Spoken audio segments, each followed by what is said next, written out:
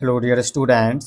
इस वीडियो में हम लोग बिहार बोर्ड वर्ग 7वीं का नई गणित प्रश्नावली 4.1 का प्रश्न संख्या 1 से देखेंगे। तो देखिए, प्रश्न संख्या 1 में कह रहा है निम्नलिखित सारणी के अंतिम स्तंभ को पूरा कीजिए। प्रश्नों को समझिए। प्रश्न 1 में कह क्या रहा है, मेन होता है प्रश्नों को समझना, तो प्रश्न को समझिए। कह रहा है निम्नलिखित सारणी के, यानी कि नीचे जो ये हमारा सारणी दिया है इसके अंतिम स्तंभ को पूरा कीजिए। अंतिम, ये जो अंतिम स्तंभ है इसको हमें क्या करना है, पूरा करना है, यानी भरना है। और भरना क्या है वो आगे आप लोगों को समझ आने वाले, पहले यहाँ पर समझिए। देखिए, पहला स्तंभ में देखें तो क्रम संख्या दिया 1 से 11 तक। दूसरा स्तंभ में देखें तो समीकरण दिया है। दूसरा स्तंभ में क्या है, समीकरण। अब समीकरण होती क्या है वो हम आगे आप लोग को समझाने वाले हैं। इसके बाद देखिए, तीसरा स्तंभ में दिया है चर का मान। अब ये चर क्या होता है वो भी आगे आप लोग हम समझाने वाले हैं। तो तीसरा स्तंभ में क्या दिया है, चर का मान दिया हुआ। और चौथा स्तंभ में खाली जगह है तो इसे हमें भरना। अब भरना क्या है, तो यहाँ पर देखिए कह रहा है बताइए कि समीकरण संतुष्ट होती है या नहीं। हाँ और नहीं में हमें जवाब देना, हाँ या नहीं भरना है इसमें। अब देखिए, इसमें कह रहा है ये जो समीकरण दिया है इस समीकरण में चर का मान, चर यहाँ पे x है, तो x का मान अगर हम 3 रखते हैं तो दोनों ओर, यहाँ पर देखिए दोनों ओर ये हमारा व्यंजक दिया हुआ है, इस बीच में बराबर का चिन्ह लगा तो ये हमारा समीकरण बन गया है। और ये जो समीकरण है इसमें देखें तो यहाँ पे चर का मान जो है 3 रखते हैं। यहाँ पे चर यानी कि x है, x का मान इसमें हम 3 रखते हैं तो दोनों ओर बायां पक्ष बराबर दायां पक्ष आ जाता है। तो हम कहेंगे ये जो मान दिया है 3 ये इस समीकरण के लिए संतुष्ट है, हाँ कहेंगे। अगर इस समीकरण में चर का मान 3 रखते हैं और दोनों ओर बराबर नहीं आता है तो हम कहेंगे ये जो मान दिया है इस समीकरण के लिए संतुष्ट नहीं है, नहीं कहेंगे। तो यहाँ पर देखिए इसमें थोड़ा थोड़ा आप लोगों को समझ आया होगा, थोड़ा नहीं भी आया होगा। तो इसे आप लोगों को जब हम आगे समझाएंगे तो आगे समझ आते जाएगा। पहले आप लोग ये समझिए समीकरण होती क्या है। तो देखिए इसको हम उदाहरण से समझाते हैं आप लोगों को। तो यहाँ पर देखिए समीकरण होती क्या है, समीकरण को हम लोग समझते हैं। तो देखिए आप लोगों को याद रखना है दो व्यंजकों के बीच में समता का चिन्ह यानी कि बराबर का चिन्ह हो तो वो हमारा समीकरण कहलाती है। जैसे यहाँ पर देखिए दो व्यंजक, जैसे यहाँ पर हमने देखिए पहला व्यंजक ले लिया x प्लस का 5 और दूसरा व्यंजक ले लिया यहाँ पे 0। तो यहाँ पर देखिए और इन दोनों के बीच में समता का चिन्ह, इस तरह से ये हमारा होता है समता का चिन्ह, इसे हम समता कहते हैं। क्या कहते हैं इसे, समता, या फिर इसे बराबर भी कहते हैं। ये बराबर या फिर समता कह सकते हैं। तो देखिए ये हमारा व्यंजक है, ये क्या है, व्यंजक है। और ये हमारा दूसरा व्यंजक है, ये जो 0 है ये हमारा दूसरा व्यंजक है। तो देखिए ये जो व्यंजक दिया है और ये भी व्यंजक दिया है तो इन दोनों के बीच में जब बराबर का चिन्ह लग जाता है तो ये हमारा क्या बन जाता है, पूरा। ये पूरा क्या हो गया, ये पूरा हो गया हमारा समीकरण। ये पूरा क्या हो गया, समीकरण हो गया। तो इतना आप लोगों को समझ गए समीकरण क्या होती है।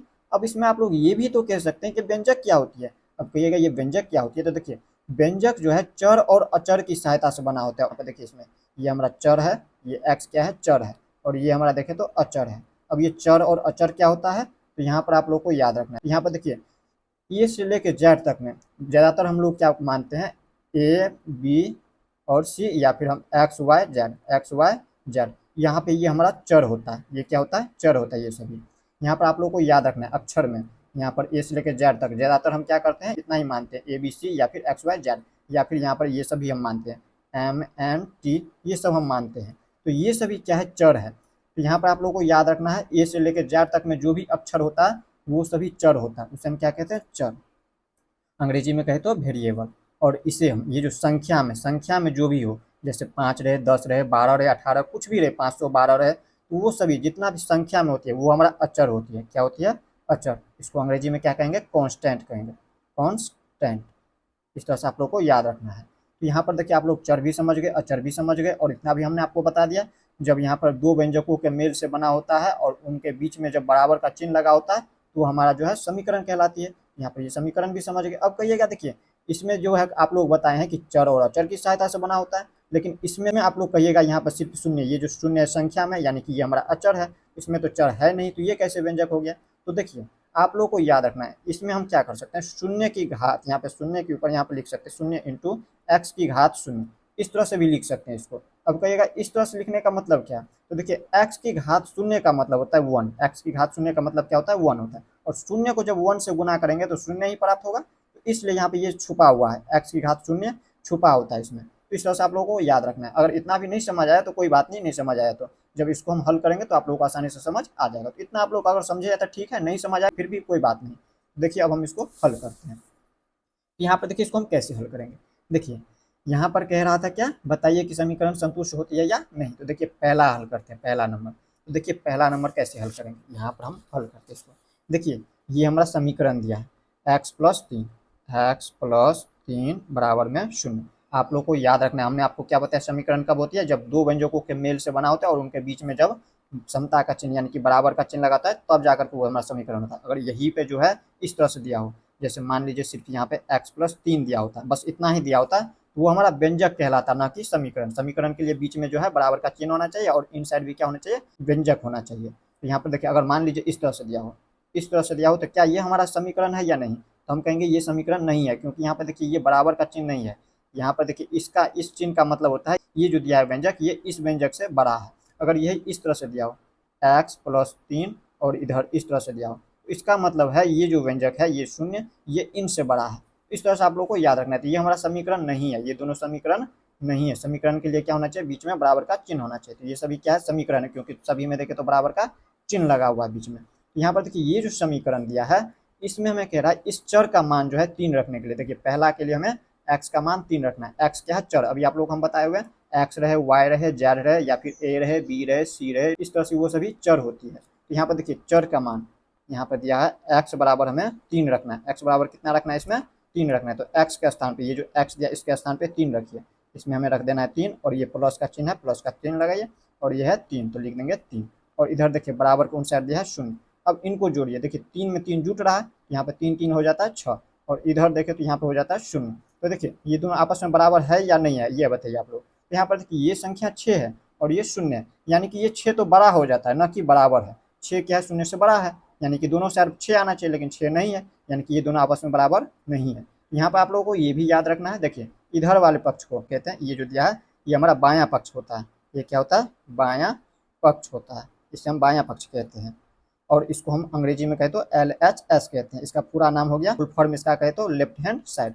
और यहाँ पर देखिए बराबर के उन साइड वाले को हम कहते हैं दायां पक्ष। इसको हम क्या कहते हैं, दायां पक्ष कहते हैं। इसे आप लोगों को याद रखना है, इसको हम क्या कहते हैं, दायां पक्ष। और इसको हम अंग्रेजी में कहे इस तरह से शॉर्टकट में लिखना चाहे तो इस तरह से लिखते हैं, RHS लिख सकते हैं।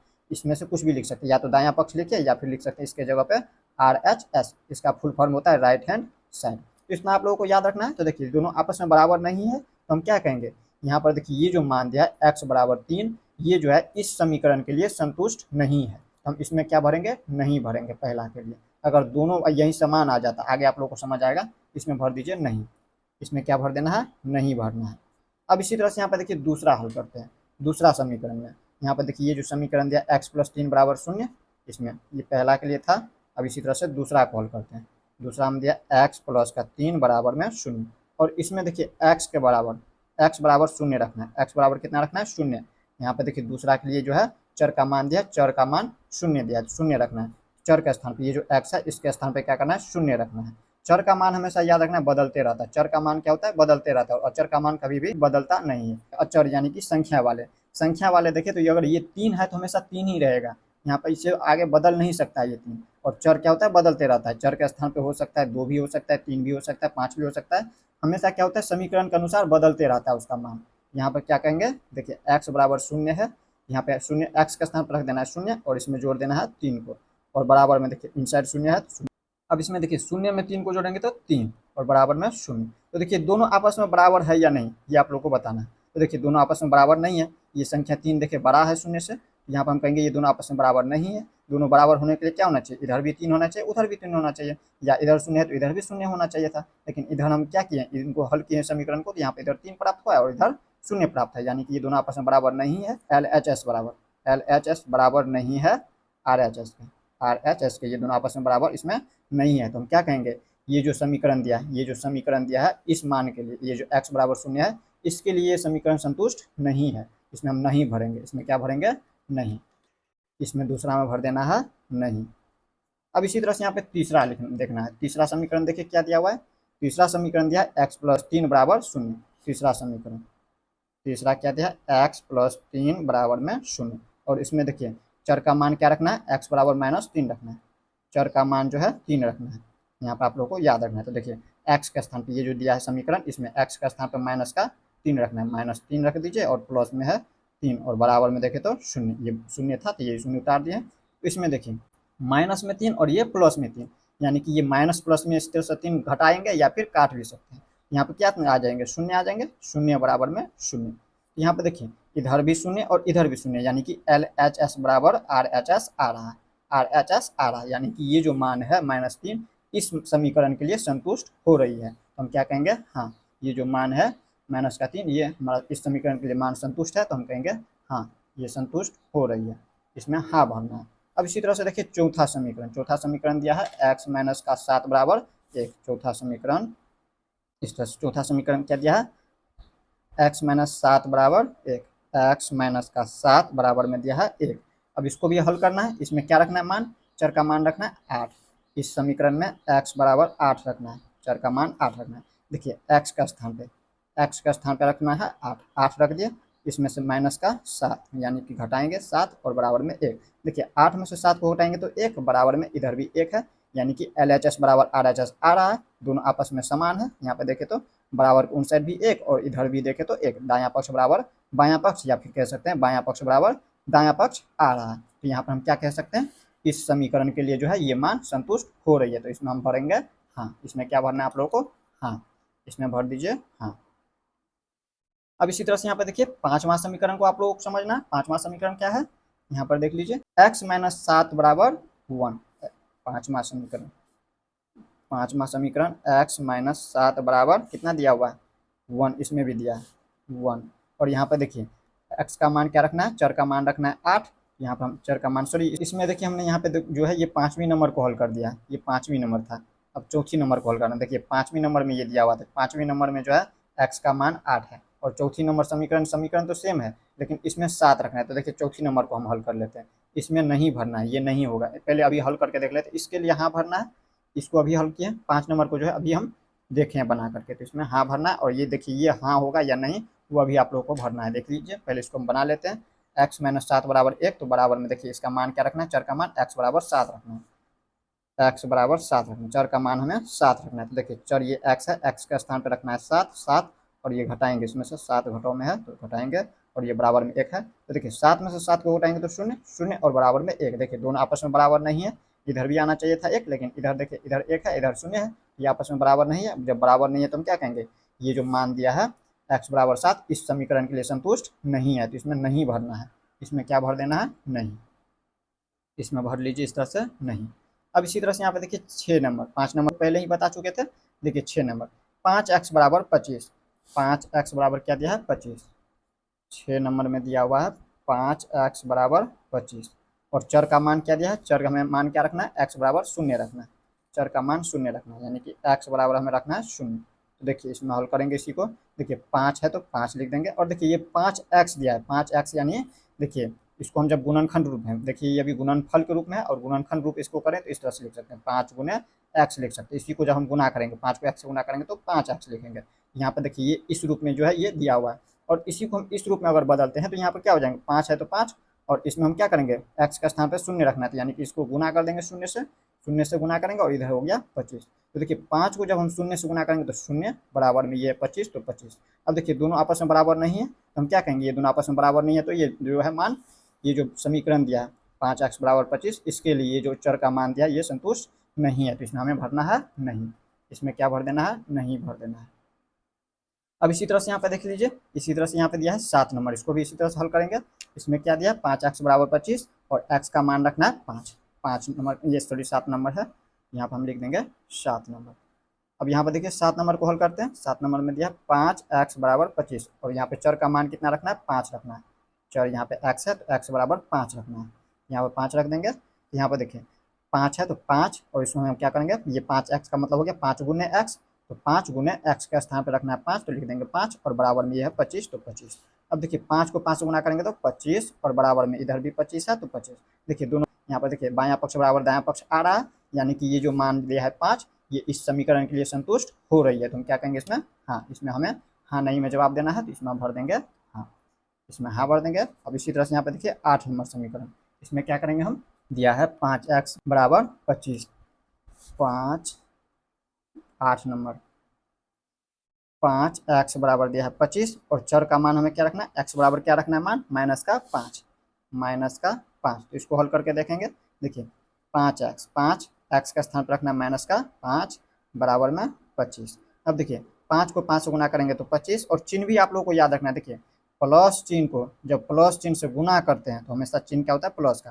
प्लस चिन्ह को जब हम माइनस चिन्ह से गुना करते हैं, गुना करते हैं इस तरह से याद रखना है, जब गुना करते हैं तो हमेशा चिन्ह क्या होता है माइनस का होता है।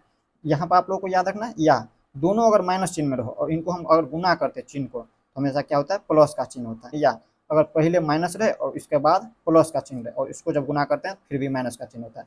इसमें देखिए यहाँ पर दिया हुआ, इसको जब हल कर रहे हैं तो इसमें देखिए इनके आगे कुछ भी चिन्ह, इसका मतलब ये प्लस में, तो प्लस चिन्ह को माइनस चिन्ह से गुना करना है। प्लस चिन्ह को माइनस चिन्ह से गुना करते हैं तो क्या होता है माइनस का चिन्ह लगता है, इसमें माइनस का होगा तो माइनस का चिन्ह लगाएंगे, और इधर देखें तो ये प्लस में 25, देखिए ये प्लस में और ये माइनस में, यानी कि ये देखिए दोनों आपस में बराबर नहीं है। अब कहिएगा ये 25 इधर भी है 25 इधर भी है तो बराबर तो होना चाहिए। तो देखिए ये प्लस में है, तो देखिए इसको हम उदाहरण से समझते हैं। देखिए 25 रुपये प्लस का मतलब हो गया इनके पास जो है अपने जेब में 25 रुपये है, और यहाँ पर देखिए ये माइनस में 25 का मतलब हो गया ये जो है किसी और से कर्ज लिया हुआ है 25 रुपया, तो दोनों बराबर नहीं हुआ कभी भी। तो यहाँ पर ये बराबर जब नहीं है तो हम क्या कहेंगे, ये जो मान है x बराबर -5, ये चर का मान जो दिया है इस समीकरण के लिए संतुष्ट नहीं है, इस तरह से नहीं भरना। अब इसी तरह से यहाँ पर देखिए 9 नंबर में दिया है m/3 बराबर 2, और इसमें क्या मान रखना है m बराबर -6 रखना है। यहाँ पर लिख देंगे इसी समीकरण को, यहाँ पर हल करना है, लिखना है m/3 बराबर में 2 दिया है। यहाँ पर 9 नंबर में क्या दिया m/3 बराबर में 9 दिया, और यहाँ पर मान क्या रखना है, सॉरी 2 दिया है 2, और m बराबर रखना है -6। यहाँ पे 2 दिया है और यहाँ पे m का मान रखना है -6। देखिए इसको हम हल करते हैं इस समीकरण को। देखिए m के स्थान पे क्या रखना है मान 2 दिया है तो 2, सॉरी यहाँ पे m के स्थान पे क्या दिया है मान -6 दिया है, तो m के स्थान पे रखना है -6 बट्टे में ये 3 है तो लिख देंगे 3 बराबर में ये 2 है तो 2, इसको हम काटेंगे। देखिए 3 से काटेंगे तो 3 दूनी के 6, 2 बार में कट गया। अब देखिए इधर तो बचा नहीं, इधर मान लीजिए 3 का 3 1 है, तो देखिए बट्टे में अगर 1 हो तो उसका कोई वैल्यू नहीं होता है, नीचे हर के स्थान पे जो है 1 रहे तो उसका कोई वैल्यू नहीं होता है। यहाँ पर हम डायरेक्ट लिखेंगे, देखिए -2 और इधर देखें तो 2, यहाँ पे देखिए दोनों आपस में बराबर है क्या, तो यहाँ पर आप लोग को हम समझा चुके हैं। ये देखिए ये माइनस में और ये प्लस में, तो ये दोनों आपस में बराबर कभी भी नहीं हो सकता है। यहाँ पर ये जो मान दिया है -6m बराबर इस समीकरण के लिए संतुष्ट नहीं है, इसमें क्या भर देंगे, नहीं भरेंगे, यहाँ पे भर देना है नहीं। अब इसी तरह से यहाँ पे देखिए 10 नंबर में दिया है m/3 बराबर 2, और यहाँ पे m का मान रखना है 0। यहाँ पर हम लिख देंगे इसी को 10 नंबर में m/3 में दिया है 3 बराबर में क्या दिया है 2, और यहाँ पे m का मान यानी कि चर का मान कितना रखना है 0 रखना है, m का मान रखना है 0। तो देखिए m के स्थान पर रख दीजिए 0 और बट्टे में ये 3 है तो 3 बराबर में 2। देखिए 3 से हमें 0 में भाग देंगे, देखिए किसी भी संख्या से जो है 0 में भाग देते हैं तो हमेशा क्या होता है 0 होता है, तो यहाँ पर हम 0 बराबर में लिखेंगे 2। देखिए दोनों आपस में बराबर नहीं है, यानी कि ये जो मान दिया है m बराबर 0 ये हमारा इस समीकरण के लिए संतुष्ट नहीं है, तो इसमें क्या भर देंगे, नहीं भर देंगे, इस तरह से भर देना है नहीं। अब देखिए यहाँ पर लास्ट 11 नंबर m/3 बराबर 2 और m का मान रखना है 6। यहाँ पर देखिए 11 नंबर को हल करते हैं। यहाँ पे 11 नंबर में क्या दिया हुआ है m/3 बराबर में 2 और m का मान रखना है 6। यहाँ पे चर का मान जो है 6 रखना है। यहाँ पे देखिए इसमें आप लोग को याद रखना है m के स्थान पर रखना है 6 और बट्टे में ये 3 है तो 3 बराबर में 2 दिया है तो 2, 3 से काटेंगे 3 का 3, 3 दूनी के 6, 3 का 3, 3 दूनी के 6। यहाँ पे देखिए इनका कोई वैल्यू नहीं, नीचे 1 रहे तो यहाँ पर डायरेक्ट लिखेंगे 2 और इधर भी है 2, तो देखिए ये दोनों आपस में बराबर है, बायां पक्ष बराबर दायां पक्ष है, यानी कि ये जो मान दिया है m बराबर 6 इस समीकरण के लिए संतुष्ट हो रही है, तो इसमें क्या भरना है हाँ, इसमें भर देंगे हाँ। इस तरह से आप लोग प्रश्न संख्या 1 नंबर को देख लिया। अब हमें देख लेते हैं इसी तरह से प्रश्न संख्या 2 को। अब देखिए इसी तरह से प्रश्न संख्या 2 में क्या कह रहा है जांच कीजिए कि कोष्ठकों में दिए हुए मान दिए गए संगत समीकरणों के हल है या नहीं। प्रश्नों को समझिए, प्रश्न 2 में कह क्या रहा है, प्रश्न 2 कह रहा है जांच कीजिए कि कोष्ठकों में दिए हुए मान, यहाँ पे देखिए हमें जांच करना है कि ये जो कोष्ठक में मान दिया, ये जो कोष्ठक में मान दिया है n बराबर 1, n क्या है चर है, तो यहाँ पे चर का मान जो दिया है 1, ये हमारा आगे कह रहा है दिए गए संगत समीकरणों के हल है या नहीं, ये हमें बताना है। यहाँ पर ये जो हमारा समीकरण दिया है, ये जो हमारा समीकरण दिया है इसके लिए ये जो मान दिया है ये हमारा हल है या नहीं आप लोगों को बताना है। ये हम कैसे बता सकते हैं, तो देखिए जब हम इसमें n का मान जो रखेंगे इस समीकरण में तो दोनों पक्ष में बराबर आ जाए, यानी कि बायां पक्ष बराबर दायां पक्ष आ जाए तो हम कहेंगे ये जो मान है इसके लिए हल है, वरना कहेंगे नहीं है। तो यहाँ पर देखिए इसको हम हल करके देखेंगे, इसके लिए जैसे प्रश्न संख्या 1 को हल किए थे उसी प्रकार से इसको भी हल करना है। यहाँ पर देखिए इसमें क्या करना है, यहाँ पर दिया है n+1 बराबर 19, n+1 2 नंबर प्रश्न में क्या दिया है n+1 बराबर 19 दिया है, और n बराबर कितना रखना है, 1 रखना है। n का मान कितना रखना है, 1 रखना है। तो यहाँ पर देखिए चर n है और n का मान 1 रखना है, तो यहाँ पे n जो दिया है, यहाँ जो समीकरण, इस समीकरण में देखें तो n के स्थान पे क्या रखना है, 1 रखना है, और प्लस में 1 है तो लिख देंगे प्लस में 1 बराबर में, ये 19 है तो लिख देंगे 19। अब देखिए 1 में 1 को जोड़ते हैं तो हमें प्राप्त होता है 2, और इधर देखें तो बराबर के उन साइड है 19। यहाँ पे देखिए दोनों बराबर है क्या आपस में, ये दोनों आपस में देखें तो बराबर है ही नहीं, इधर देखें तो 2 और इधर 19, ये आपस में दोनों बराबर नहीं है, यानी कि ये जो दोनों मान दिया है ये हमारा इनका हल नहीं है। तो यहाँ पर हम कहेंगे ये समीकरण के लिए हल नहीं है। इसमें हाँ नहीं में जवाब देना है तो डायरेक्ट लिख लीजिए नहीं। ये हमारा पहला का हो गया। इसी तरह से यहाँ पर लिखेंगे बी नंबर, ये हमारा ए का था, प्रश्न 2 का ए नंबर। अब इसी तरह से यहाँ पे देखिए बी नंबर में कह रहा है 7n + 5 बराबर 19, 7 और यहाँ पे n का मान रखना है माइनस का 2। यहाँ पर हम लिखेंगे 7n + 5 बराबर 19, 7n + 5 बराबर 19, यही दिया है 7n + 5 बराबर 19, और n का मान कितना रखना है, माइनस का 2, n बराबर रखना है माइनस का 2, इस तरह से रख देना है। और यहाँ पर देखिए LHS में कितना दिया, 7n + का 5 दिया, तो हमें क्या रखना है इसमें, यहाँ पे देखिए 7 n के स्थान पे, 7n का मतलब हो गया 7 गुने n, तो n के स्थान पे हमें रखना है माइनस का 2, तो इसमें गुना कर देना है -2 से, और प्लस में रख देना है 5। इसमें लिखना चाहे तो बराबर में इधर इनको भी लिखते चले जाइए, जिससे समझने में आप लोगों को आसानी होगी। तो यहाँ पर देखिए इसमें हम क्या करेंगे, देखिए 7 दूनी के डायरेक्ट कर लीजिए, अब इसको हल करिए। 7 को 2 से गुना करेंगे तो 7 दूनी के 14, ये हो गया 14, और 14 प्लस में या माइनस में, देखिए चिन्ह का भी गुना होता है, चिन्ह का गुना आप लोग हम बता चुके हैं। देखिए इनके आगे 7 के आगे कोई भी चिन्ह है, इसका मतलब ये प्लस में, प्लस चिन्ह को जब माइनस चिन्ह से, ये माइनस का चिन्ह है तो प्लस चिन्ह को माइनस चिन्ह से गुना करते हैं तो चिन्ह हमेशा माइनस का होता है, माइनस का चिन्ह, और ये प्लस में है 5 तो प्लस में लिख देंगे 5, बराबर में इधर 19 है तो 19 लिख दीजिए। अब इसमें से घटाइए, देखिए 14 में से हम 5 को घटाएंगे तो कितना होगा, 9 होगा। यहाँ पे देखिए 14 में से हम 5 को घटाएंगे, देखिए जब अलग अलग जाति का हो, एक घटाव का दूसरा प्लस का, तो हम क्या करते हैं, घटाते हैं। तो यहाँ पर देखिए घटाएंगे किस में से, जो संख्या बड़ी हो, संख्या देख रहे हैं, संख्या देखें तो 14 बड़ा है, तो 14 में से हम 5 को घटाएंगे तो 9, और यहाँ पर देखिए 14 में से घटाएं तो 14 के आगे चिन्ह कौन सा है, 14 कौन सी जाति का है, माइनस जाति का, तो माइनस जाति का चिन्ह लगा देंगे, और बराबर में देखें तो इधर 19। तो देखिए ये दोनों आपस में बराबर है या नहीं, ये आप लोगों को बताना है। तो बराबर नहीं है, यहाँ पे इधर 9 है इधर 19 है, यानी कि ये दोनों आपस में बराबर नहीं है, यानी कि इनका हल ये नहीं है, इन समीकरणों के लिए मान नहीं है सही। अब इसी तरह से यहाँ पर देखिए सी नंबर में, सी में क्या दिया हुआ है, इसमें यहाँ पर दिया है 7n + का 5 बराबर 19, 7n + 5 बराबर 19, सी में देना है 7n + 5 बराबर में 19, और यहाँ पे n का मान क्या रखना है, n बराबर रखना है 2, n बराबर रखना है 2। अब देखिए n का मान 2 रखेंगे, देखिए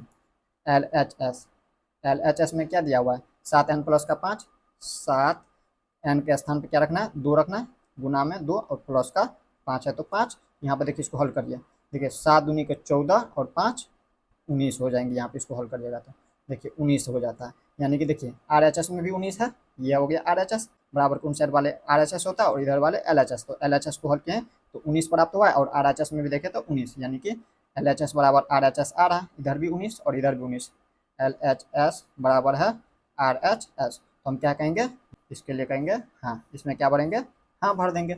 अब इसी तरह से यहाँ पर कह रहा था, यही कह रहा था हाँ नहीं भरना है या नहीं, हम कहेंगे है। अब इसी तरह से यहाँ पे देखिए डी नंबर में दिया हुआ है 4p - 3 बराबर 13, पी का मान रखना है 1, 4p - 3 बराबर क्या रखना है 13। यहाँ पे डी में दिया हुआ है 4p क्या दिया हुआ है, डी नंबर में 4p - 3 बराबर 13, -3 बराबर में दिया है 13, और यहाँ पे पी का मान कितना रखना है, 1 रखना है, 1 दिया हुआ है, 1 रखना है पी का मान, यहाँ पे चर का मान रखना है हमें 1। तो देखिए अब इसको हल करिए, यहाँ पे देखिए 4 है तो लिख देंगे 4, 4p का मतलब क्या हो गया, 4p का मतलब हो गया 4 गुने p, 4 को जब हम p से गुना करेंगे तो 4p आ जाएंगे इस तरह से, 4p का मतलब क्या हो गया 4 गुने p, तो 4 और गुने में p है, यहाँ पे देखिए गुना कर देंगे, p का स्थान पर रखना है हमें 1, तो 1 और माइनस का 3 है तो माइनस का 3 बराबर में 13। इसको हल करते हैं तो यहाँ पे देखिए इसके बाद 4 को 1 से गुना करेंगे तो 4, और इस माइनस में 3 है तो माइनस में 3 और बराबर में 13। अब देखिए 4 में से 3 को घटाएंगे तो 1 और इधर देखें तो 13, तो क्या आपस में ये बराबर है या नहीं आप लोगों को बताना है। तो डायरेक्ट बता सकते हैं ये आपस में बराबर नहीं है, हम क्या कहेंगे, ये जो है मान ये इसके लिए हल नहीं है, तो इसमें भर देंगे नहीं। अब इसी तरह से ई नंबर देखेंगे, ई में क्या दिया है 4p - 3 बराबर 13, ई नंबर में क्या दिया 4p - 3 बराबर में 13, और यहाँ पे मान क्या रखना है, यहाँ पे p का मान रखना है -4, -4 रख दीजिए, माइनस का रख देना है 4, p बराबर मान रखना है।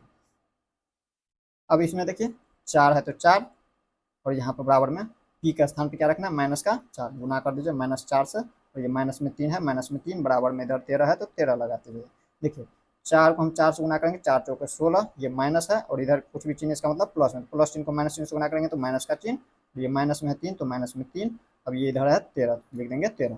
अब देखिए दोनों क्या होगा, यहाँ पे देखिए ये भी माइनस जाति में, ये भी माइनस जाति में, जब दोनों माइनस जाति में है, जब एक ही जाति का दोनों हो तो उनको हम जोड़ देते हैं, यहाँ पे क्या हो जाएंगे 16 और 3 19 हो जाएंगे।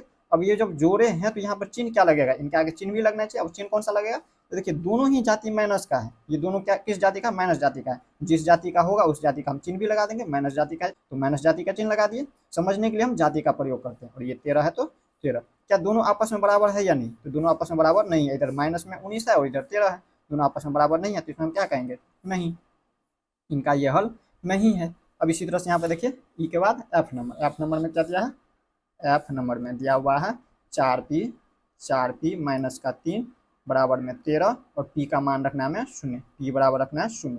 अब इसको हल करिए, p का मान 0 रख करके देखिए 4 है तो 4 गुने p का स्थान पर रखना है 0 माइनस का 3 बराबर में 13, तो बराबर में 13 लिख देंगे। अब देखिए 4 को 0 से गुना करेंगे तो 0, किसी भी संख्या से 0 को गुना करें या किसी भी संख्या में 0 से गुना करें तो 0 ही होता है, तो देखिए 0 और माइनस में 3 है तो माइनस में 3 और इधर देखें तो 13। अब देखिए 0 में से माइनस 3 को करेंगे तो माइनस का 3 बराबर में 13, देखिए दोनों आपस में बराबर है क्या, दोनों आपस में बराबर नहीं है, जब नहीं है तो हम क्या भर देंगे इसमें, नहीं, यहाँ पर डायरेक्ट लिख देंगे नहीं। तो इस तरह से आप लोग प्रश्न संख्या 2 को समझ गए। अब हम इसी तरह से देख लेते हैं प्रश्न संख्या 3 को। अब देखिए इसी तरह से प्रश्न संख्या 3 में क्या कह रहा है, देखिए ये जो प्रश्न संख्या 3 है ये आपके बुक में जो दिया हुआ था उन्हीं को हमने यहाँ पे उतार लिया है और इसे आप लोग हम समझा रहे हैं। तो देखिए प्रश्न संख्या 3 में क्या कह रहा है, कह रहा है प्रयत्न और भूल विधि से निम्नलिखित समीकरणों को हल कीजिए। प्रश्नों को समझिए, प्रश्न में क्या कह रहा है, प्रश्न में कह रहा है प्रयत्न और भूल विधि से क्या करना है, इन समीकरण निम्नलिखित समीकरणों यानी कि नीचे जो ये हमारा समीकरण दिया पहला और दूसरा, इनको हमें हल करना है। और प्रयत्न और भूल विधि होता क्या है, तो इसमें हम लोग क्या करते हैं, इसमें मान रख करके देखते हैं, प्रयत्न करते हैं, यानी कि इसमें हम क्या करेंगे, जैसे यहाँ पे देखिए हल में इसको हम डायरेक्ट हल नहीं करना है इस समीकरण को, इसमें हम क्या करेंगे इसका कुछ मान रख करके हम 1-2 बार चेक करेंगे और तीसरी बार इनके हम सही मान लगा करके हल करेंगे। तो देखिए जैसे यहाँ पर आप लोग को समझ आते जाएगा, इसमें हम क्या करेंगे, ये जो समीकरण दिया है 5p प्लस का 2 बराबर में 17, इसमें देखिए यहाँ पर हम क्या करते हैं p का मान जो है हम मान लेते हैं, यहाँ पे हम p बराबर जो है मान रख देते हैं 1, तो हम लिखेंगे p बराबर 1 रखने पर, p का मान 1 रखने पर इसको हमें डायरेक्ट हल नहीं करना है इस समीकरण को, हमें कह रहा प्रयत्न और भूल विधि से, हमें क्या करना है इसमें प्रयास करके देखना है, यहाँ पे मान रख करके देखिए p बराबर 1 रखते हैं तो देखिए इसका मान जो है सही आता है कि नहीं, इस समीकरण जो का हल करके हम देखेंगे, देखिए बराबर दोनों साइड आता है यानी, देखिए 5 है तो लिख देंगे 5, p का स्थान पे क्या रखना है, p के स्थान पे हमने 1 रखा तो 1 रख करके देखेंगे, p गुने 1 लिखेंगे प्लस में 2 बराबर में है 17 तो लिख देंगे 17। अब देखिए इसमें 5 को 1 से गुना करेंगे तो हमें प्राप्त होगा 5 और ये प्लस में है 2 बराबर में इधर देखे तो 17, तो देखिए 5 2 7 और इधर देखे तो 17, देखिए दोनों आपस में बराबर आ रहा है या नहीं, तो यहाँ पर देखिए दोनों बराबर आप में नहीं आ रहा है, दोनों आपस में बराबर नहीं आ रहा, तो हम क्या करेंगे कुछ और मान रख करके देखेंगे। अब p का मान कुछ और रखेंगे, p का मान अगर हम 2 रखें, p बराबर अगर हम 2 रखते हैं तो देखिए यहाँ पे आ रहा है p का मान 2 रखने पर इसी तरह से आप लोगों को भी रखना है मान, डायरेक्ट इसको हल नहीं करना है, डायरेक्ट हल करना चाहे तो इस तरह से हल कर सकते हैं सीधा। हम क्या करेंगे यहाँ पर देखिए p को रखेंगे इनसाइड और बाकी को संख्या वाले को हम उधर लेते चले जाएंगे, इस तरह से हल करेंगे। समीकरण आगे आप लोगों को दिया हुआ है उस तरह का समीकरण यहाँ पे हल करेंगे आगे, बट इसमें डायरेक्ट हल नहीं करना है, इसमें जैसे कह रहे हैं वैसे ही आप लोगों को भी करना है। यहाँ पे कह रहा है प्रयत्न और भूल विधि से हल करना है, प्रयत्न और भूल विधि का मतलब ही यही हुआ, इसमें हम क्या करेंगे मान रख करके देखेंगे और यहाँ पे जैसे यहाँ पे देखिए 1 रखे हैं, यहाँ पे देखिए इसमें क्या आया है 7 बराबर में 17, यहाँ पे आप लोग माइनस में भी रख सकते हैं, माइनस में हमने क्यों नहीं रखा, यहाँ पे देखिए जैसे 1 रखे हैं तो 1 रखे हैं तो यहाँ पे 7 आया है, यानी कि यहाँ पे देखिए इसमें मान जो है 17 के बराबर नहीं आया और इसमें संख्या देखें तो 7 ये कम है 17 से, इसका मतलब क्या करेंगे हम इससे थोड़ा बड़ा मान रख करके देखेंगे, इससे बड़ा मान रख करके देखेंगे कि 17 के बराबर आ रहा है कि नहीं, अगर 2 रखने पर भी नहीं आ रहा है तो उनसे फिर बड़ा संख्या लेंगे, यहाँ पर हम इसी तरह से मान रखते जाएंगे। तो देखिए p बराबर 2 रखने पर मान, यहाँ पर देखिए इसी में p 5 और p के स्थान पर क्या रखना है 2 रखना है, यहाँ पर हम गुना कर देंगे 2 और इसके बाद प्लस में 2 है तो प्लस में 2, ये जो समीकरण है इस समीकरण पर हल कर रहे हैं, बराबर में दिया है 17, इन्हीं 17 को लिख देंगे। अब देखिए इसको हल करिए, 5 को 2 से गुना करेंगे 5 दूनी के 10 और इसमें 2 को जोड़ेंगे बराबर में है 17 तो लिख देंगे 17। अब देखिए 10 और 2 12 हो जाता है, 12 और इधर देखें तो 17, दोनों आपस में बराबर है या नहीं है, ये बराबर नहीं है, LHS बराबर RHS नहीं है, यानी कि बायां पक्ष बराबर दायां पक्ष नहीं है, ये भी जो है मान इनका सही नहीं है, यानी कि हमें क्या करना है, दूसरा मान रख करके देखना है। तो हम यहाँ पर थोड़ा सा ऊपर कर लेते हैं इसको, थोड़ा सा ऊपर कर लीजिए इस तरह से। तो यहाँ पर देखिए अब पी का मान हम अगर यहाँ पर 3 रखें, पी का मान हम 3 रख करके देखेंगे। अब यहाँ पर जब नहीं आए तो पी का मान जब 3 रखते हैं तो देखिए यहाँ पे क्या होता है, पी का मान 3 रखने पर लिख देंगे, रखने पर, इसे आप लोग को लिखना भी है, पी का मान 3 रखने पर। अब इसमें देखिए समीकरण क्या दिया हुआ था, एक बार समीकरण को हम लिख लेते हैं इसे। यहाँ पे ये जो समीकरण दिया है 5p + 2 = 17, इसे हम एक बार लिख लेते हैं। यहाँ पर लिख देंगे 5p + 2 = 17। अब देखिए 5 है तो लिख देंगे 5, पी के स्थान पे हमें क्या रखना है, अब 3 रखना है। हम यहाँ पे 3 माने हैं, यहाँ पर हम लिखेंगे पी के स्थान पे 3, यहाँ पे इसके बाद प्लस का चिन्ह है, प्लस का चिन्ह, 2 है तो 2, और यहाँ पे ये 17 है 17। अब इसके बाद देखिए 5 को हम 3 से गुणा करें तो 5 3 के 15, प्लस में ये 2 है तो 2 = 17। तो देखिए 15 2 17, इधर भी देखे तो 17, देखिए दोनों आपस में बराबर आ गया, यानी कि सही मान क्या हो गया इस समीकरण के लिए, 5p + 2 = 17। इसके लिए सही मान क्या था हमारा, तो इसके लिए सही मान था हमारा 3, पी बराबर अगर हम 3 रखते हैं तो इनका हल हो जाता है इस समीकरण का। ये हो गया इसका आंसर, यही हो गया इसका आंसर। इसी तरह से आप लोगों को भी बनाना है जैसे हमने बनाया हुआ। अब इसी तरह से यहाँ पे दूसरा समीकरण को हल करना है, इसी तरह से प्रयत्न और भूल विधि से। देखिए इसमें भी हम क्या करेंगे, इसी तरह से हल करेंगे। इसमें भी हम क्या करेंगे, जैसे यहाँ पे इसमें देखिए चर m दिया है, तो यहाँ पर लिखेंगे हल में क्या करेंगे हम, यहाँ पे लिखेंगे m बराबर 1 रखने पर, m का मान 1 रखने पर। इसी तरह से आप लोगों को भी हल करना है। तो देखिए 3 है समीकरण, 3 एक बार लिख देते हैं, 3m - 14 = 4। अब इन समीकरण में देखिए 3 m के स्थान पे क्या रखना है, मान 1 रखना है। तो m के स्थान पे अगर m के स्थान पे देखिए 3m है, 3m का मतलब क्या हो गया, 3 गुने m हो गया, 3 गुने m, 3 को m से गुना करेंगे 3m हो जाएंगे। तो इन्हीं में देखिए 3 है, 3 लिखे, गुना तो गुना, और m के स्थान पे क्या रखना है मान, m की जगह पे 1 रखना है तो 1 रख देंगे। माइनस का है 14 तो माइनस का 14 बराबर में 4 है तो बराबर में 4। देखिए 3 को हम 1 से गुना करेंगे तो कितना होगा, 3 ही होगा, और ये माइनस में 14 तो माइनस में 14 बराबर में देखिए तो इधर 4 आया। अब देखिए यहाँ पे 3 में से हम 14 को घटाएंगे तो घटेगा नहीं, तो हम संख्या जो बड़ी है उसमें से घटाएंगे, एक प्लस में और दूसरा है इनके आगे कुछ भी चिन्ह, इसका मतलब ये प्लस में है, और इनके आगे देखें तो 14 के आगे माइनस का चिन्ह लगा हुआ है, यानी कि दोनों अलग अलग चिन्ह का है। तो हम घटाएंगे किस में से, जो संख्या बड़ी हो। संख्या देख रहे हैं, संख्या 14 बड़ी है तो 14 में से हम 3 को घटाएंगे तो कितना होगा, 11 3 14, 11 हो जाएंगे। और यहाँ पे इनके आगे चिन्ह कौन सा लगेगा, देखिए 14 में से घटाए हैं तो 14 के आगे माइनस का चिन्ह लगा तो माइनस का इसमें चिन्ह लगा देंगे, और बराबर में देखिए इधर 4।